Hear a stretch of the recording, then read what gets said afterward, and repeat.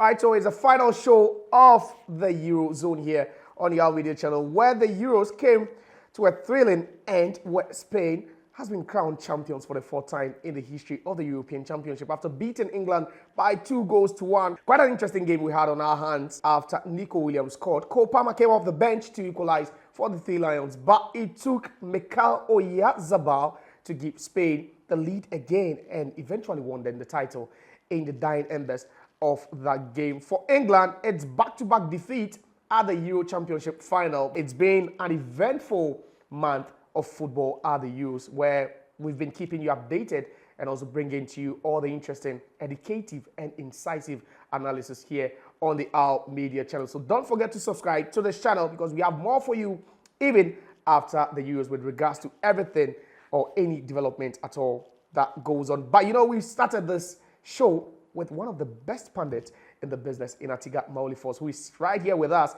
We are going to take a comprehensive review of what happened. Welcome to the show, Force. Thank you, Josiah. What a tournament we had. Yeah. What a game we had. But it's just the La Royas who showed their class, and they ensured that, you know, they would walk away with the top prize, and they've made history for European Championship. Unprecedented. Unprecedented indeed. But Josiah, I think first and foremost, you know, it's been a totally wonderful tournament, you know, for the past couple of weeks, and I mean, great performances we have seen, and poor performances also we have seen. But at the end of the day, I think that the best team of the tournament did win. You know, that the Spanish national team did indicate and did show that you don't necessarily have to have the big guys out there, but you need to have a team, you need to have a technical body that understands and appreciates football, you know, and then have a collective unit that have a collective mandate or responsibility to go out there and then win. And at the end of the day, you know, from A to Z, it's been a great tournament, and then the best team did win. Wow. So that's Atiga Maulifos. We're still going to take, you know, your thoughts about what happened in the game, because we saw Spain dominate for larger parts of the game. England were forced to come into the game after Cole Palmer, you know, came on and he got them the equalizer. But after that, it looked like they just snapped away and went to sleep again, and Spain had to capitalize. Yeah, you see, Josiah, I really have a problem with you know, Gareth Southgate, because prior to the finals, I did tell you that Gareth Southgate, I'm not a fan of him. You understand? Because he's emotional. In football, if you want to become the best, you don't have to be emotional. You know, you have to take decisions that are going to hurt people. You have to take decisions that are going to be, you know, unpopular to people. And if you're a coach that has Harry Kane, who is not on form, right, from minute 1 to minute 90, from the first game of the tournament to the last game of the tournament, why should you start him in the finals of the championship?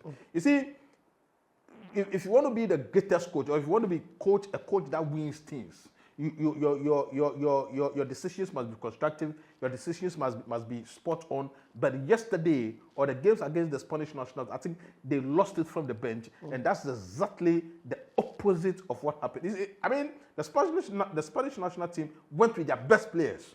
I get to the point. They went with their best players, the players that have, you know, proven themselves throughout the tournament. The players that have proven themselves throughout the tournament for the English national team were sat on the bench. And how do you expect to win? At the end of the day, you're going to lose. And I blame Gareth Southgate for their losing. But what do you think happened to England after they equalized? We saw the substitutions.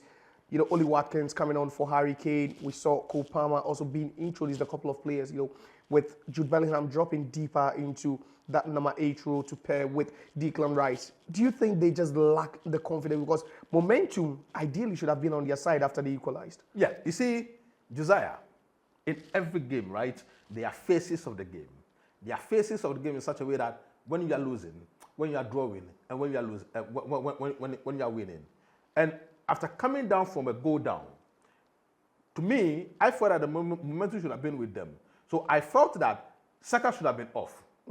Saka should have been off to change the momentum of the game with Eze coming in. You see, Saka is not direct. I get to the point. After leveling, you needed players who are going to be direct. You needed players who are going to run at the defense of the Spanish national team. But you still keep on a Saka who is still going to get the ball, try as much as possible to get onto his left foot, who is not going to be direct. You've brought on a Cole Palmer who is direct. You've brought an Oli Watkins who is direct. You should have brought another player who is going to add to that directness. I don't know if I get to the point. Because, you see, you are playing against the Spanish national team. That is not necessarily about keeping the ball no more, but they are also direct. Yeah. In the final, you realize that anytime the Spanish national team had the ball, they were being direct. So something that is not synonymous with the Spanish national team. You realize that when they equalize, there was a bit of an urgency in their game. Yeah. To the extent that in the dire embers of the game, they had a couple of chances to have won to have gotten a draw. So why should they not have started doing that after they had equalized?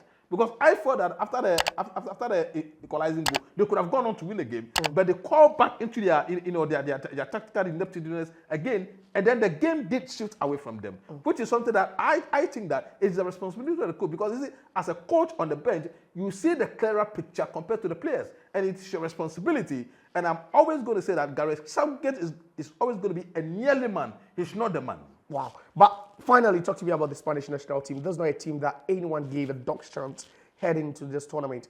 A couple of years ago, I'd say 12 years after playing in the final against Italy, where they won by 4 goals to 0, they missed out in the previous tournament. Yeah. But they came back stronger with a relatively, inferior squad as compared to the last 2 times they won the tournament. What do you make of De La Fuente and his team? Not relatively an inferior squad. You understand? Because if you compare this squad to the squad that we have known previously, the likes of Xavi, the likes of Iniesta, the likes of Fernando Torres, the likes of David Villa, there's no way that you can compare any squad you can compare any player in this squad to that squad. I get to that because you might say that yes, they have Rodri. I mean, he's a fantastic player. But are you going to tell me that Rodri is better than Busquets? No. It's practically possible. You understand? So for De La Fuentes to have managed to use this team to win the championship, right, means that what? He is a good coach. Because you look at Yamal, 16, 17. You look at Nico Williams, who just was drafted into the team, I think a couple of matches before the tournament, and they've been fantastic. You understand? I mean, they've played to the extent that from minute 1 to minute 90, or from the first game to the last game of the tournament, they have been practically the best team by far, by a country mile. Wow. And they have indicated, they have shown it. Tactical twitches here and there, they have been able to adjust and have been able to show that what they have been the best. That is the exact opposite of what Gareth Southgate should have been able to do, but he has not been able to do it. All right, so that's what Foz is saying. I actually asked him if Drake bet on England, because anytime he bets on his team, that team ends up losing. But it's been quite a journey, and thanks so much, Foz, for having you throughout this campaign. It's been the Eurozone on the Our Media channel, and I hope that we served you with the best of analysis, and also with regards to every development that happened in Germany during the Euro 2024 championship, where Spain have been crowned champions and they have won their 4th title in the history of the Euros.